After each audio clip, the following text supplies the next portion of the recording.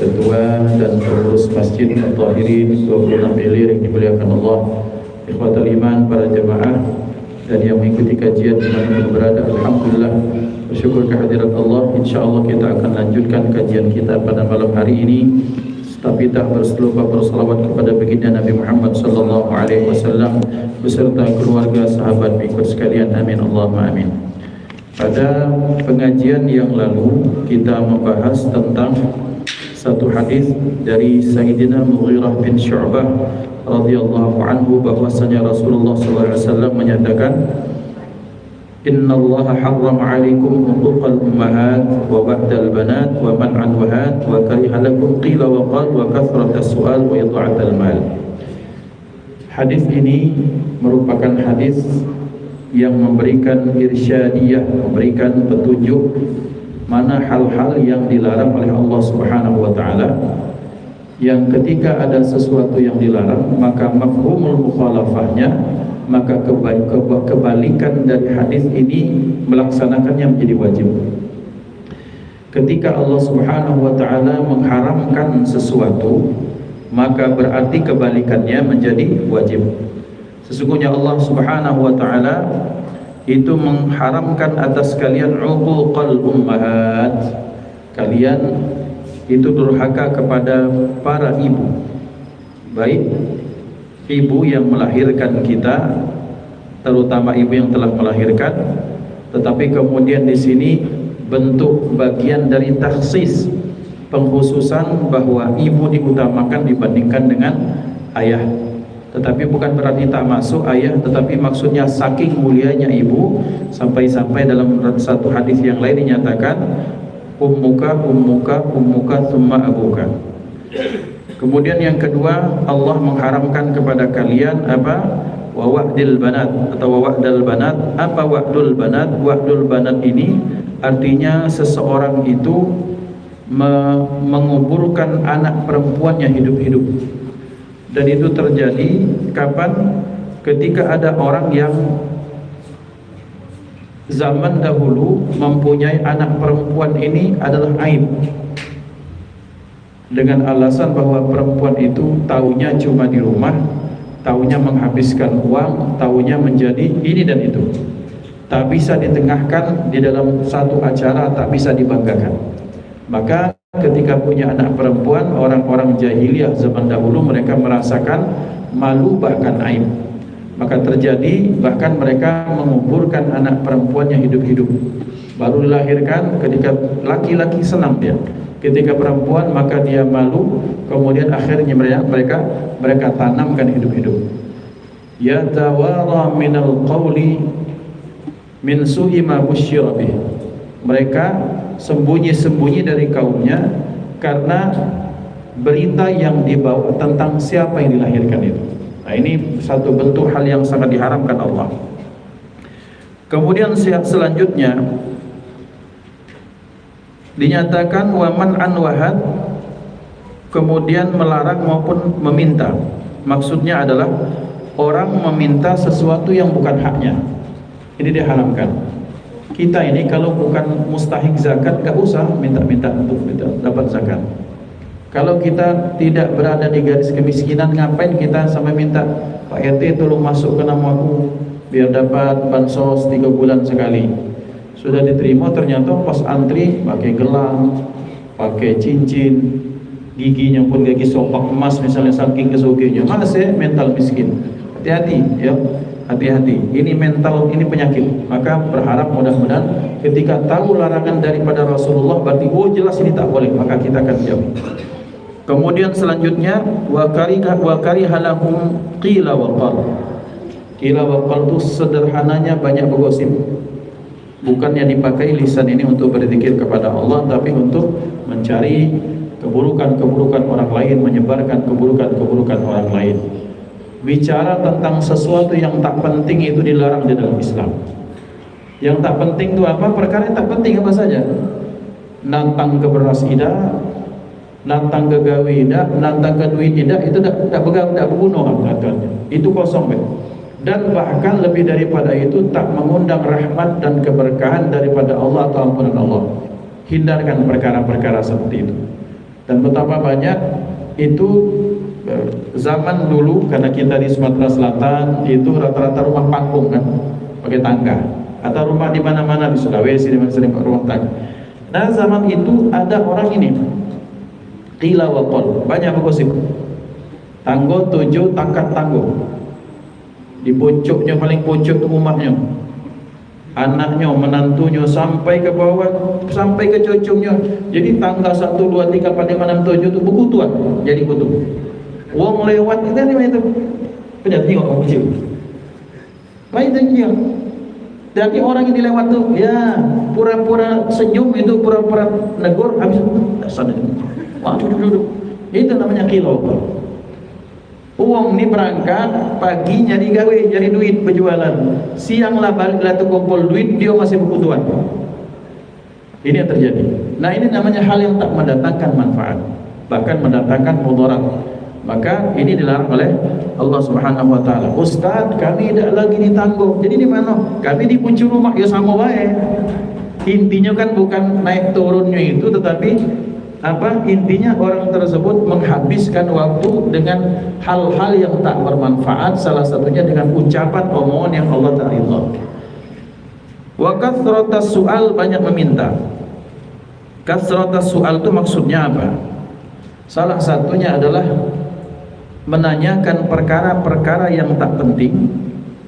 Yang kedua, kathratas su'al fil asya' allati lam tahduth, menanyakan sesuatu yang tak terjadi, belum terjadi, yang ketika itu ada pun tak penting. Anak tadi nyingok ini apa? Ada kerbau beranak 5. Laju dibahas ini mama itu, terus bertanya tentang sesuatu yang tak ada relevansinya dalam ridha Allah, dalam agama maupun dalam kebaikan, tak penting. Atau ketika bertanya dalam sesuatu, menanyakan sesuatu yang ya maaf bahasanya receh-receh lah. Ya, Ustaz, Nabi Nuh itu pakai penganyor dulu kapalnya, itu kan tak penting. Papannya dari apa? Terus Nabi Nuh itu misalnya makannya apa zaman dulu, kan kita bertanya dapat jawaban tak menambah keimanan, kita tak bertanya pun tak menambahkan keimanan. Dulu Ustaz, zaman Nabi Muhammad SAW itu Abu Jahal itu pakai Levi's atau pakai celana cut bray, itu kan tak penting. Nah ada orang ada baiklah di dunia ini macam-macam bertanya itu yang maaf bahasanya remeh-temeh, yang receh-receh, yang seperti itu. Maka yang seperti ini mending tidak usah dijawab daripada kita jawab, ngabis ke energi baik. Sementara bagi pelaku itu dilarang di dalam Islam. Kemudian selanjutnya dinyatakan apa? Wa idha'atul mal, Allah Subhanahu wa taala mengharamkan atas kalian itu menghabiskan harta pada perkara yang melebihi dari kebutuhan. Misalnya, lah sudah makan, ada kursi, masih nak beli lagi. Mobil itu cukup 2 tapi ini beli 10. Itu namanya idha'atul mal. Bukan masalah ente soge, bukan bab karena anda kaya, bukan, uangnya berlebih-lebih, tapi idha'atul mal itu seperti ini. Ikhwan yang dimuliakan Allah, filosofinya seperti ini. Di dalam kesunahan berwudu, maka kesunahan berwudu itu kita disunnahkan untuk taqlilul ma, menyedikitkan air. Menyedikitkan air itu bahasa kitanya kecil ke keran, bukan karena tandon kita banyak bukan karena lagi kemarau, bukan. Indonesia ini tidak kurang air, tapi menyedikitkan air itu mengajari pola hidup kesederhanaan. Tidak perlu parpur misalnya waktu habis 2 ember, sementara dengan misalnya sebotol ini pun itu sudah bisa misalnya. Bukan perkara di Indonesia ini kekurangan air, bukan, tapi memang mengajarkan pola hidup kesederhanaan. Kalau dia dalam bab ini sedikit, kenapa harus banyak? Kalau sedikit cukup, kenapa harus banyak? Yang dimuliakan Allah pun harta seperti itu. Kadang-kadang yang sangat dramatis itu Fulan bin Fulan ketika sebulannya itu dia bisa mengumpulkan 2 juta rupiah untuk kebutuhan seluruh keluarganya. Sementara di sisi lain ada yang 2 juta hanya untuk sekali makan, dia bersama 3 temannya misalnya. Ini bagian dari idha'atul mal. Ustaz, saya itu bisa Ustaz, tapi rasanya perut ini sudah tak kuat lagi kalau makan nasi yang ya banyak-banyak itu tuh, yang murah-murah saya tuh. Nah, itu cobalah sekali-sekali nurunkan level kita supaya kita bisa hidup bagaimana berempati dengan orang-orang yang tidak seberuntung kita. Jadi Islam itu bukan sekadar tentang misalnya kita ketika diberikan nikmat, tahaddusan bi ni'matillah. Tahaddusan bi ni'matillah itu tidak cukup dengan misalnya diceritakan nikmat Allah, juga bukan ketika dia punya uang dia makan dengan anak istrinya di tempat yang mahal, tapi tahaddusan bi ni'matillah itu juga artinya mau berbagi dengan nikmat yang Allah berikan kepada sesama. Itu juga makna yang diinginkan, wa amma bi ni'mati rabbika fahaddits. Maka sekarang kita akan masuk pembahasan berikutnya. Radhiyallahu ankum wa an Abdullah bin Amr bin al-As radhiyallahu anhuma. 'Anin Nabi sallallahu alaihi wa alihi wasallam qala: Ridallahi fi ridal walidaini wa sakhatullahi fi sakhatil walidaini. Akhrajahu at-Tirmidzi wa sahhahahu Ibnu Hibban wal Hakim. Dari sana Abdullah bin Amr bin As dari Nabi Muhammad sallallahu alaihi wa alihi wasallam qala, beliau bersabda, ridha Allah itu terletak pada ridha kedua orang tua.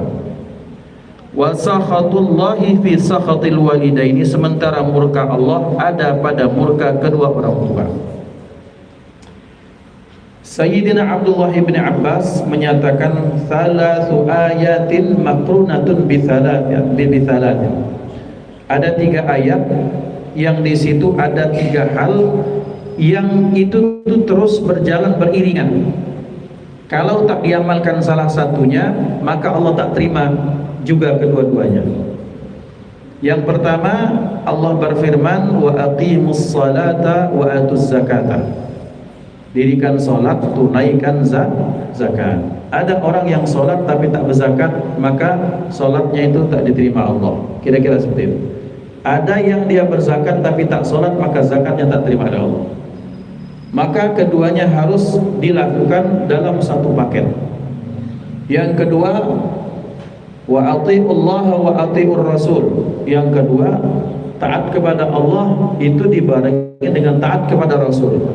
Dan turunannya, artinya taat kepada Allah, beriman kepada Allah dan beriman kepada Rasul, dan apa yang turun dari Rasulullah berupa hadis, berupa sunnah. Karena ternyata ada orang yang ternyata ketika mereka beriman kepada Allah, yaitu Al-Quran, turunannya adalah Al-Quran, tapi dia tak percaya dengan sunnah Rasulullah Sallallahu Alaihi Wasallam. Itu ada. Jadi dia bahas Quran saja, Allah dia tafsirkan. Setelah dia tafsirkan Al-Quran dengan Al-Quran, karena tak percaya dengan sunnah Rasulullah, dia akhirnya tafsirkan Al-Quran dengan hawa nafsunya. Ini jauh panggang daripada api pengen cari kebenaran. Pengennya dapat yang benar, malah semakin jauh melenceng. Ada banyak, tapi tak pelembang dikit, insyaallah.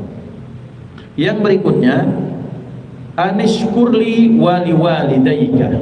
Yang ketiga itu bersyukur kepada Allah, artinya beribadah kepada Allah, berbakti kepada Allah, maka harus dibarengi dengan berbakti, melakukan ketaatan kepada kedua orang tua.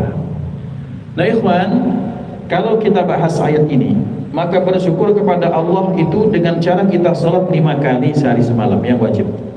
Maka Al-Imam Sufyan bin Uyainah, salah seorang tabi'in bila tak silap, beliau menyatakan cara kita berbakti salah satunya ketika kita berdoa selesai azan, innaka la tukhliful mi'ad, doa penutup azan itu, maka kita doakan 5 kali. Rabbighfirli wa liwalidayya, Rabbighfirli wa liwalidayya, Rabbighfirli wa liwalidayya, Rabbighfirli wa liwalidayya 4 kali. Kemudian yang kelima, Rabbighfirli wa liwalidayya warhamhuma kama rabbayani shaghira. Seolah-olah bahwa ketika kita melakukan salat 5 waktu, maka setiap dengar azan kita doakan mereka 5 kali, bentuk bagian birrul walidain. Maka ikhwan yang dimuliakan Allah, ada orang yang terkenal kesalehannya, terkenal baktinya kepada Allah, tapi dengan orang tuanya ternyata dia tak bakti, makanya susah. Bahwa orang kalau ingin mencapai ridha Allah dengan cara mencapai ridha orang tua, tapi juga ada catatan khusus nih, orang tua jangan semena-mena kepada anak. Misalnya kemampuan anak 5 juta sebulan, 4 juta untuk dia minta 5 juta, itu kan kejam kepada anak. Bahwa sebagaimana dia juga dulunya pernah jadi anak, dia mampu menyelami kondisi anaknya. Pokoknya aku tak mau tahu, sigonya harus harus mana bicaranya. Ini kan orang tua yang egois. Kalau ada anak yang durhaka, mungkin tak silap kita juga, kalau tak benar ada juga mungkin orang tua yang durhaka. Orang tua yang singgonyo, aku minta duit, apa dipasangnya selot. Aduh, itu terjadi. Bahwa anaknya berkirim bukan tiap bulan, tiap minggu habis. Alasannya ngasih sedekah ke ini, ngasih sedekah ini. Iya, ente ngasih sedekah kepada orang kanan kiri, sementara anakmu kau peras habis-habisan. Itu bagaimana ceritanya? Jadi bahwa harus berimbang.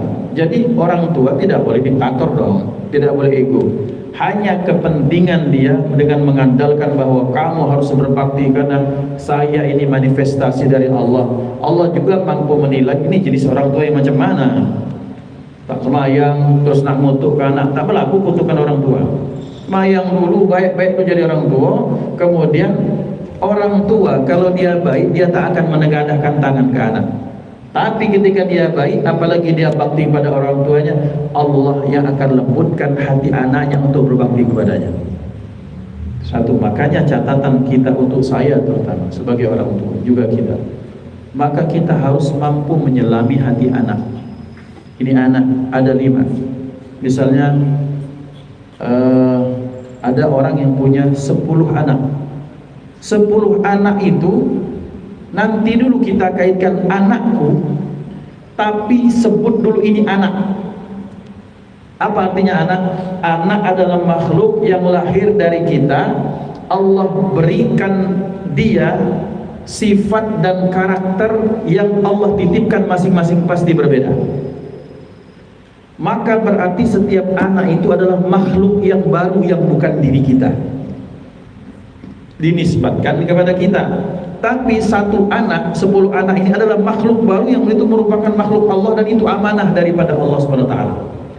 Catatan untuk saya dan kita semua. Kadang-kadang karena mungkin kurangnya belajar tentang ilmu parenting, ada orang tua yang anak terakhirnya itu disayang lebih di bawah Nabi Muhammad SAW, maka di bawah derajat maksumnya itu adalah anaknya yang nomor 10 itu. Apa tingkah laku anaknya pasti benar. Mabuk dimahami, dia berjudi dimaafkan, dia bikin masalah, tak apa-apa nak, kamu tuh harus paham kepada dia. Ini yang terjadi kadang-kadang seperti itu.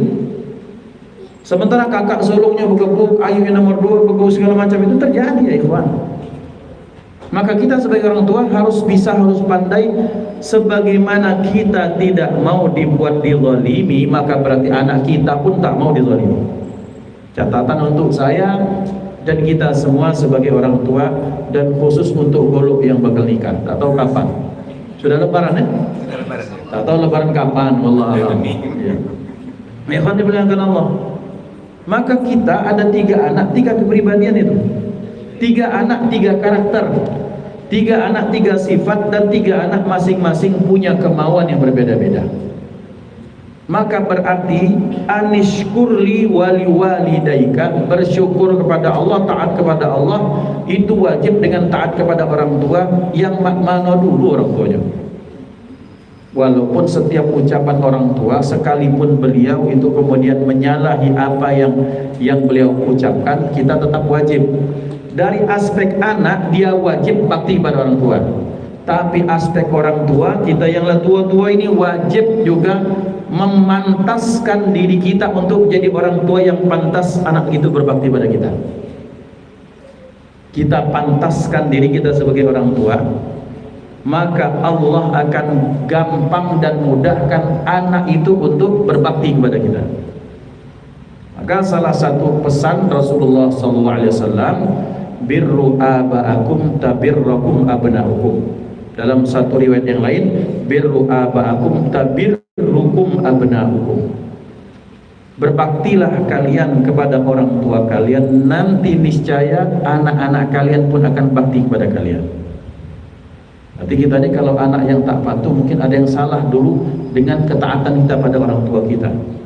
Maka berarti kita harus memperbaiki, memantaskan diri jadi orang tua, sehingga anak itu betul-betul pantas dan anak betul-betul taat dengan setaatnya kepada kita sebagai orang tua. Ikhwan, ini catatan.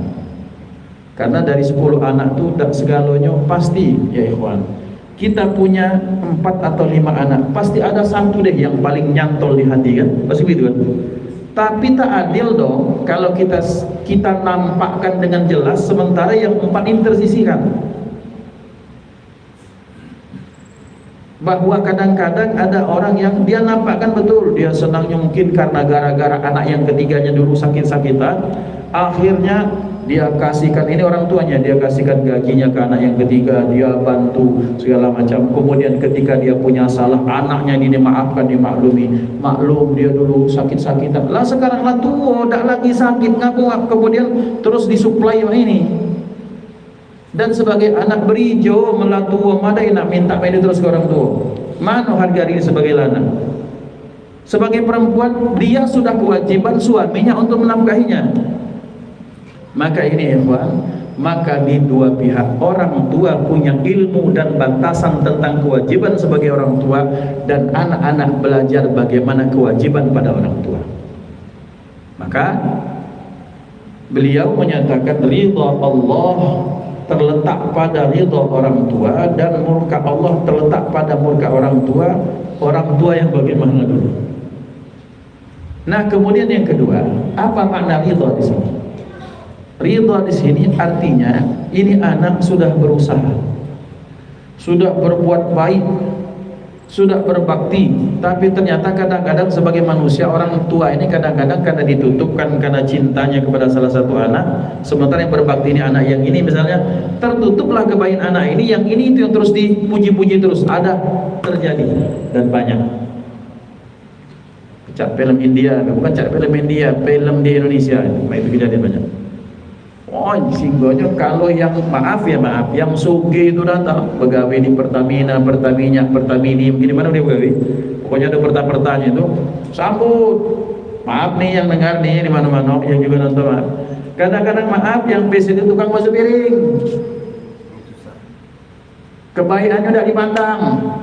Padahal yang dijauh itu ketika orang tua yang sakit ini siapa yang ngantar ke rumah sakit, ke mantri, ke dokter, ke perawat, ke bidan dipanggil. Yang kecil-kecil ini, yang tukang cuci piring ini nah biasanya tidak dianggap. Tapi kalau datang bawa jeruk misalnya sekilo 2 juta, setahun sekali dia balik.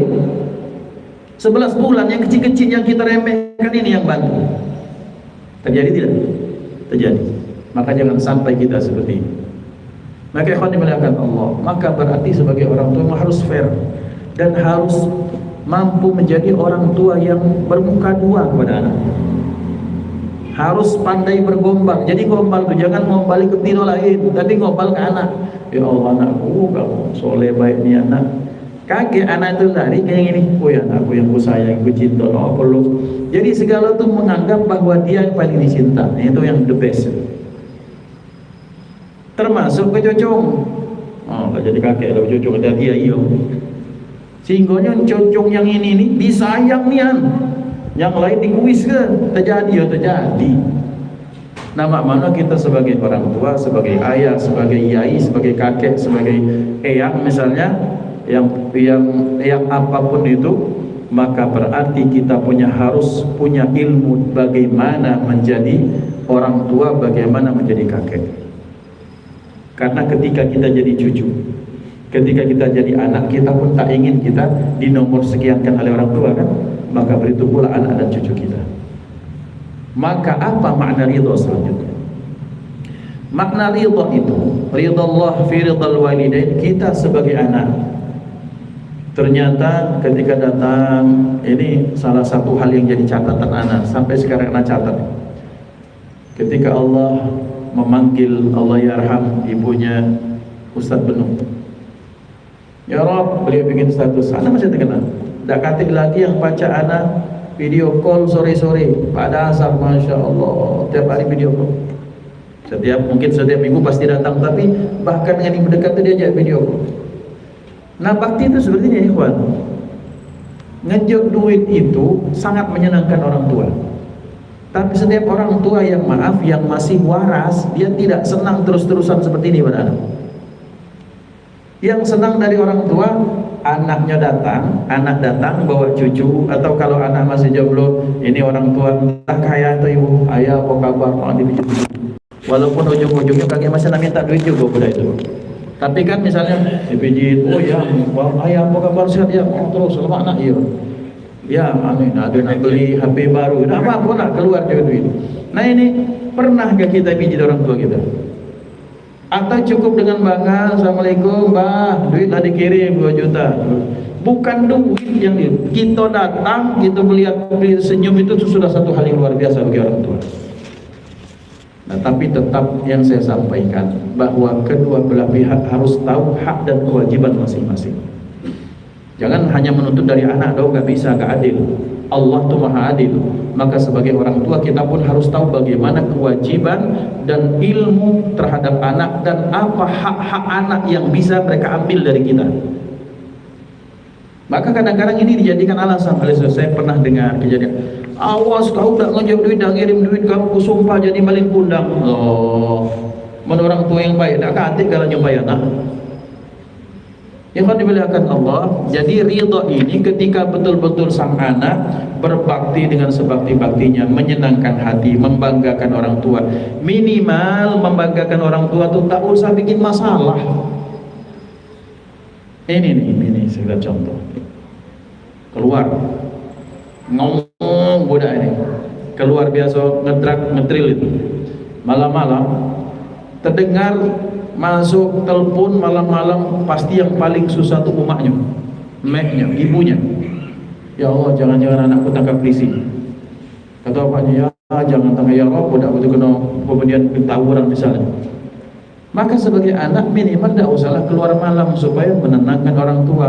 Kalaupun keluar malam ke tempat-tempat yang memang sudah disepakati kebaikannya, arba'in, maulid, majelis, kemana. Masa orang majelis tawuran kan rasanya tak terdengar kan? Kalau kena bisa diterjang tsunami, sering kita di majelis kan, subuhan nasi minyak. Sering kita dapat subuhan tsunami, subuhan nasi minyak. Tapi gak ada ceritanya misalnya, oh ini orang majelis itu mabuk-mabukan, enggak ada ceritanya. Jadi ketika orang tua tahu kita bermajelis, minimal hati beliau itu tenang saat itu. Keluar, tidak berhelm, jam 9, pakai ngomong itu sudah siap-siap. Jam berapa kok belum balik, anakku mau belum balik, oh ya Allah, aku tak itu duk hati orang. Karena kita kan sudah rata-rata. Nah, ikhwan dimuliakan Allah. Maka berarti di kedua belah pihak itu memang ada hak dan kewajiban masing-masing. Dan semuanya wajib belajar menjadi orang tua yang baik, juga menjadi anak yang baik. Sehingga kita tahu apa hal yang bisa membuat Allah ridha kepada kita. Salah satunya dengan cara menyenangkan orang tua, menenangkan orang tua. Orang tua itu ya Rabb, rasanya kalau dikusuk anak itu, dipijit anak dengan jari-jari yang kecil tuh, kuat kiapa basuh gitu, takkan hilang penyakit. Tapi rasa sentuhan itu Masya Allah. Kita ini bergebuk nih kan, balik pas ketemu dengan anak hilang capek gitu. Tapi pas jenguk umatnya anak-anak, pening lagi malah. Itu yang terjadi biasanya Pak Majlis tidak. Ikhwan dimuliakan Allah. Jadi ridha Allah Subhanahu wa taala ada pada ridha kedua orang tua, dan murka Allah ada juga pada murka kedua orang tua. Kemudian selanjutnya wa an Anasin radhiyallahu anhu 'anil Nabi sallallahu alaihi wa alihi wasallam annahu qala. Dari Sayyidina Anas, maksudnya Sayyidina Anas bin Malik radhiyallahu anhu 'anil Nabi sallallahu alaihi wa alihi wasallam annahu qala. Dari baginda Nabi Muhammad sallallahu alaihi wa alihi wasallam annahu qala, bahwa bahwasanya beliau bersabda. Beliau bersabda, walladzi nafsi biyadihi, demi zat yang jiwaku berada dalam kekuasaannya. La yu'minu 'abdun, tidak beriman dengan iman yang sempurna seorang hamba, hatta yuhibba li jarihi ma yuhibbu li nafsihi, sampai pada derajat dia mencintai, menginginkan kebaikan untuk tetangganya apa yang ia inginkan untuk dirinya sendiri. Tadi hubungan internal di dalam rumah. Sekarang hubungan eksternal dalam ruang lingkup yang paling kecil, yaitu hidup bertetangga. Rasulullah sallallahu alaihi wasallam itu sampai beliau bersumpah, demi jiwaku. Wah, ikhwan, padahal saking berharga dan mulianya Rasulullah, Allah subhanahu wa ta'ala sampai Allah bersumpah atas nama diri Rasulullah. La amruka, Allah berfirman, aku bersumpah, kata Allah, demi umurmu, usia Muhammad, innahum lafi sakratihim ya'mahun. Mereka itu orang kafir munafik itu dalam sakrah mereka, dalam kesesatan mereka, terus mereka bergelimang dalam kesesatan mereka. Nah, lihat bahwa betapa berharganya Rasulullah sampai Allah bersumpah atas nama Rasulullah. Nah, sekarang Rasulullah bersumpah atas dirinya sendiri, demi jiwaku, yang jiwaku ini berada dalam kekuasaan Allah Ta'ala. Beliau menyatakan, la yu'minu abdun, seorang yang mengaku hamba tak dihitung sebagai orang yang beriman dengan iman yang sempurna. Beriman tapi tak sempurna, berarti harus menyempurnakan imannya. Sampai kapan? Sampai ia mencintai, menginginkan kebaikan untuk tetangganya sebagaimana ia menginginkan untuk dirinya sendiri. Ikhwan, kita lihat betapa ternyata orang yang kita sebut tetanggalah orang yang paling mengerti dengan kita.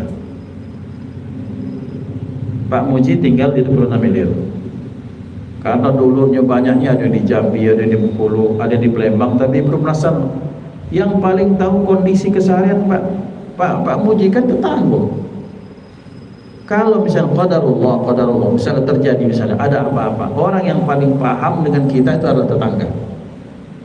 Maka dalam Islam kita sangat dituntut bagaimana kita menjadi tetangga minimal yang tak menimbulkan masalah, tak memakan hak-hak tetangga. Dan jangan sampai terjadi bahwa di kota-kota yang disebut sebagai kota besar itu ekonominya besar, bangunannya megah, penduduknya banyak, tapi tak dibarengi dengan mentalitas kota besar. Apa salah satunya? Mentalitas yang tidak tamadun dalam bahasa Arab, tak peduli dengan tetangga. Kalah ini dalam hal ini dengan orang-orang yang di kampung atau tempat kota-kota kecil. Sampai terjadi ada orang yang tak tahu ternyata tetangganya meninggal, kecuali ketika keluar ada aroma yang sangat busuk. Terjadi kemarin satu keluarga meninggal beberapa tahun yang lalu. Satu keluarga meninggal karena satunya bunuh diri atau dibunuh. Naudzubillah. Ini menunjukkan ada sesuatu yang salah dan keliru di situ. Ada hal yang hilang di situ. Nah, jadi ikhwan dimuliakan Allah, bahwa dalam Islam, bahwa bagian dari menyambung tali silaturahim, menyambung tali kasih sayang, salah satunya adalah dengan bagaimana kita berbuat baik, menginginkan kebaikan untuk tetangga. Kalau kita pengen hidup kita, tidur kita nyenyak malam hari, jam 9 sudah mau tidur, berarti tetangga itu juga tak mau misalnya kalau kita nyetel musik yang kuat sampai terganggu. Pendek kata, pakai perasaan kita. Kalau kita tak mau terganggu, berarti jangan bikin hal yang berpotensi mengganggu tetangga. Nah, kita cukupkan sampai di sini dulu. Bismillah, fa insyaallah kita akan lanjutkan pada kesempatan yang akan datang. A'udzubillahi minasyaitonirrajim. Bismillahirrahmanirrahim. Alhamdulillahirabbil alamin. Allahumma shalli ala sayyidina Muhammad wa ala alihi wa sahbihi ajma'in.